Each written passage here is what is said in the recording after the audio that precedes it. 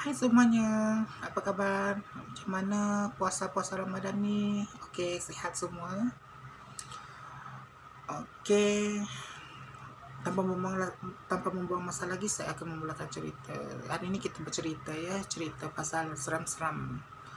Membenarkan tak pergi ke mana-mana, banyak masa terluang kat rumah, nak buat konten-konten yang kat luar pun tak boleh. Jadi banyak masa tu sayang. Jadi biarlah kita isikan masa-masa macam ni lah. Dan hari ini saya buat cerita seram lah. Okey, tanpa membuang masa lagi, kita teruskan cerita. Okey, ceritanya macam ni. Pengirimnya daripada Maya ya Maya. Okey, begini ceritanya. Nama aku Firdaus. Aku membesar di Kuala Lipis, Pahang sebelum berpindah ke Kuala Lumpur pada usia aku 13 tahun. Ini kerana ayah aku seorang anggota polis dan berpindah randa tu perkara biasa bagi kami sekeluarga. Aku ada 5 orang adik-beradik dan kesemuanya adalah lelaki, manakala aku adalah anak bungsu. Biasalah anak bungsu ni dia punya manja lain sikit. Rumah-rumah di kampung aku ni agak jarak sedikit. Biasalah rumah kampung kan, tandas pun kat luar. Jadi kalau nak buang air kecil atau besar, kenalah berani sikit, lagi-lagi waktu malam. Biasanya ayah yang akan temankan kami kalau kami sakit perut ke atau nak buang air ke kecil ke. Tapi aku ni agak berani sikit dari adik-beradik yang lain walaupun aku anak bungsu, katanya. Biasanya kalau aku nak ke tandas waktu malam, aku hanya bertemankan lampu sulu saja. Selalu jugalah adik-beradik aku saka aku. Dia orang cakap, "Oh, nanti ada jembalang." Dia kata dia nak menakutkan aku, katanya. Okey, dia kata ada jembalang lah, apalah, tapi aku buat bodoh je, katanya. Sebelah rumah aku ni ada seorang pakcik ni, nama dia Tok Dalang. Bukan Tok Dalang bukan Ipin tu ya, katanya. Dia sangat suka dengan budak-budak. Kami dah anggap Tok Dalang ni macam atuk kami sendiri. Kadang-kadang kami adik-beradik tidur kat rumah dia. Yelah, sebab Tok Dalang ni pun duduk sorang-sorang. Itulah kot Tok Dalang ni suka budak-budak. Tapi yang sedihnya umur Tok Dalang ni tak panjang. Dia meninggal dunia akibat nahas jalan raya. Selepas dia meninggal dunia, rumah dia tu tak terurus sebab Tok Dalang ni tak ada pewaris untuk menjaga rumah dia. Maka makin lama rumah tu dipenuhi lelang dan agak menyeramkan. 2 minggu lepas Tok Dalang meninggal dunia, bermulalah perkara-perkara misteri yang berlaku di kampung kami. Ada orang kampung pernah nampak Tok Dalang sedang mencabut rumput pada malam hari ketika baru pulang dari surau.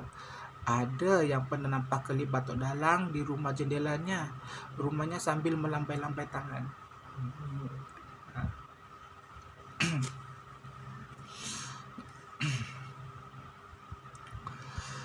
Jadi selepas tu macam tu juga dengan keluarga aku.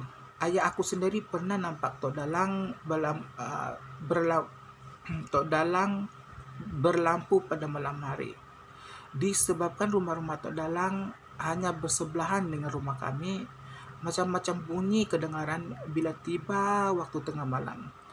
Kadang-kadang dengar bunyi seperti orang sedang bertukang dalam rumah Tok Dalang tu. Wis, rumah dah tak ada orang, habis siapa pula yang bertukang-tukang kat rumah tu malam-malam hari, katanya. Yang paling menakutkan adalah aku ingat lagi, malam tu malam Jumaat sekitar jam 11 malam macam tu, aku terasa sakit perut sangat-sangat. Entah apa yang aku makan tadi pun aku tak tahulah. Aku terus capai lampu sulu dan terus keluar untuk ke tandas. Alhamdulillah, hajat aku sampai, lega sakit perut aku yang tadi memulas. Bila aku keluar je dari tandas tu, Aku teringin nak sulu ke dalam rumah Tok Dalang. Entah apa yang buat aku berani sangat, malam tu pun aku tak tahulah katanya. Aku sulu ke kiri, ke kanan, tak nampak apa-apa pun. Tapi aku terdengar suara yang sayup-sayup memanggil nama aku. Rasanya itu bukan suara ayah. Aku dan suara itu datang dari dalam rumah Tok Dalang. Terus meremang bulu rumah aku. Mata aku melilau. Ya, nak cari siapa yang panggil tadi. Tengah aku mencari siapa yang panggil aku tadi. Aku ternampak kelibat seorang lelaki tua dan bongkok. Aku terkejut bila tengok lelaki tua tu adalah Tok Dalang sambil membuat senyum yang menakutkan.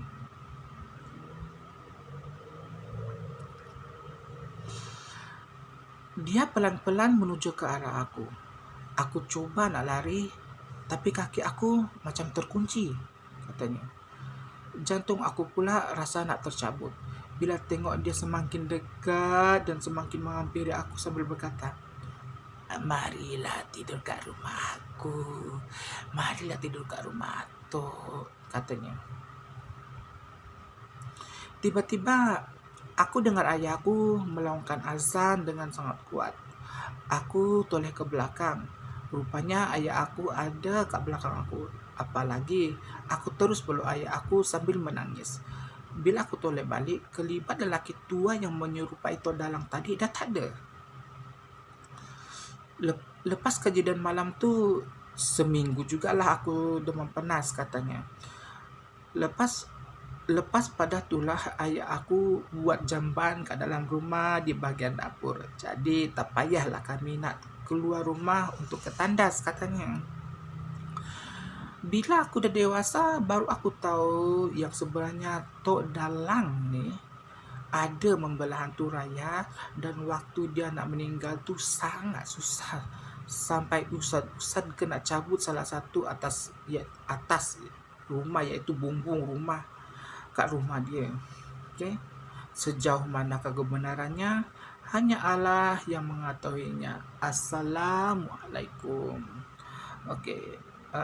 Cerita ni dikirim oleh Maya, dan ini adalah pengalaman atau perkongsian daripada Azlan. Okay, saudara semua, itu saja untuk hari ini, cerita hari ini. Moga saudara terhibur dengan cerita ni, walaupun tak seberapa, walaupun penyampaian saya agak kurang baik, maklumlah tak ada muzik background. So kita ni saja-saja belum masa lagi untuk bercerita. Daripada tak ada kerja, bagus bercerita kan. Nak buat konten masak ke, nak buat ini pun, kita tak ada peluang, kita tak ada masa, kita tak boleh keluar. Jadi masa tu sayang. Jadi daripada membuang masa, daripada masa tu terbang macam tu saja, baik kita bercerita, betul tak? Okey, terima kasih semua, dan nanti jumpa lagi pada video seterusnya. Dan lepas ni saya akan buat lagi cerita. Nanti saya cari kalau ada cerita yang best-best, saya akan sampaikan korang. Okey, jangan lupa subscribe channel ni, channel yang baru berkembang ni, channel baru nak up ni kan. Okey, terima kasih semua. Jangan lupa share, subscribe. Kalau rasa ceritanya best, like. Okey, kita saling bantu-membantu. Okey, sekian saja daripada saya untuk hari ini. Selamat berpuasa semua. Stay at home. Bye.